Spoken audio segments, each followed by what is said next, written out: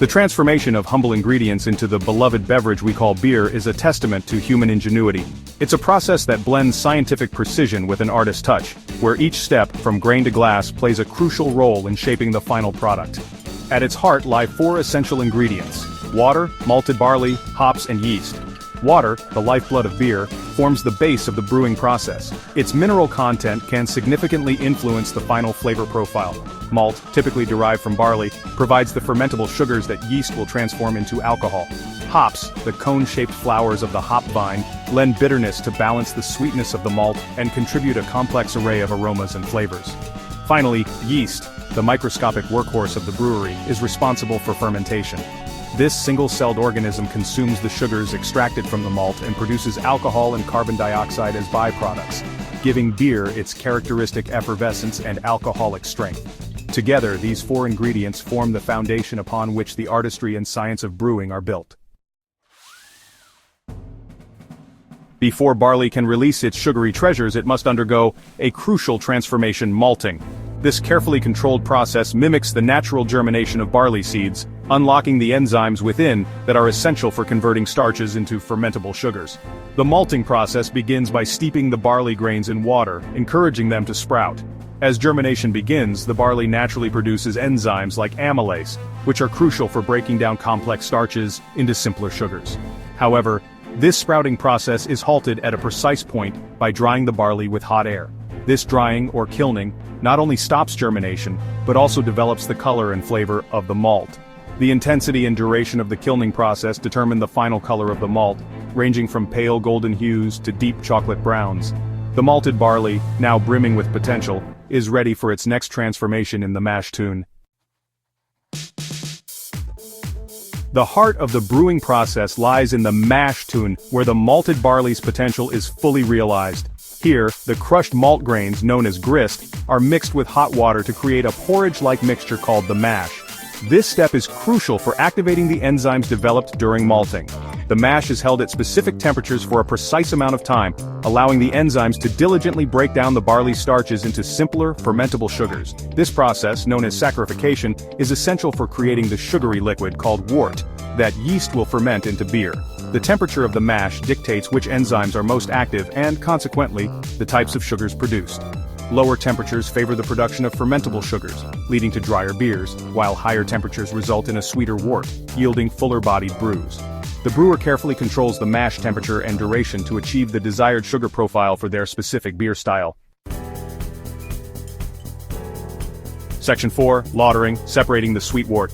With the mash complete and the wort brimming with fermentable sugars, the next step is lautering. This process separates the sweet wort from the spent grain, or mash, leaving behind a clear, sugar-rich liquid ready for the boil. Lautering is typically carried out in a vessel called a lauter tun, which has a false bottom to filter the wort. As the mash is slowly transferred to the lauter tun, hot water is sparged, or rinsed, through the grain bed.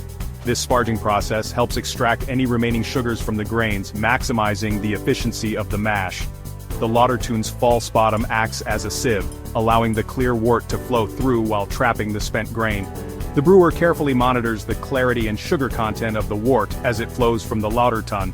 Once the wort is clear, and the desired sugar concentration is achieved, the spent grain is removed, and the wort is ready for the next stage: the boil. Section 5. The boil: hops, heat, and flavor development. The boil is a pivotal stage in the brewing process where the wort undergoes a dramatic transformation. It is during the boil that hops are added, imparting bitterness, aroma, and flavor to the beer. The intense heat also serves to sterilize the wort, eliminating any unwanted microorganisms that could spoil the beer. As the wort boils vigorously, hops are added at specific times throughout the process. Early hop additions contribute bitterness, which balances the sweetness of the malt. Hops added later in the boil, or even after the boil, impart delicate aromas and flavors, ranging from citrusy and floral to piney and resinous. The duration of the boil, typically around an hour, is crucial for driving off unwanted volatile compounds and ensuring the beer's stability. The brewer carefully monitors the boil, adjusting the heat and hop additions to achieve the desired bitterness, aroma, and flavor profile for their chosen beer style. Section 6. Fermentation, yeast's magical transformation. After the vigorous boil, the hopped wort is cooled to a temperature suitable for yeast, the true alchemist of beer brewing. Yeast is added to the cooled wort, marking the beginning of fermentation, a magical transformation where sugar is converted into alcohol, carbon dioxide, and a complex array of flavor compounds. Brewers carefully select yeast strains based on the desired beer style. Different yeast strains possess unique characteristics, influencing the beer's final flavor, aroma, and even its appearance. Ale yeasts, for instance, are top fermenting, and thrive at warmer temperatures, producing fruity and estery beers. Lager yeasts, on the other hand, are bottom fermenting and prefer cooler temperatures, resulting in crisp and clean beers. During fermentation, the yeast consumes the sugars in the wort, producing alcohol as a byproduct. This process generates heat, which the brewer carefully controls to ensure the yeast's health and the development of desired flavors.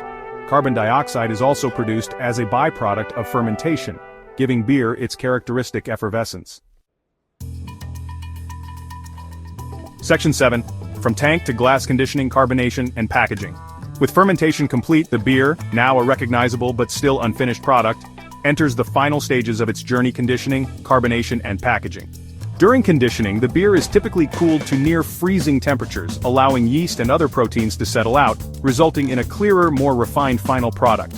Carbonation, the process of dissolving carbon dioxide into the beer, gives it its refreshing effervescence. This can be achieved through various methods, such as adding a small amount of fresh wort or priming sugar to the beer before packaging. The yeast consumes these sugars, producing carbon dioxide that becomes trapped in the sealed container, creating natural carbonation. Finally, the beer is packaged into kegs, bottles, or cans.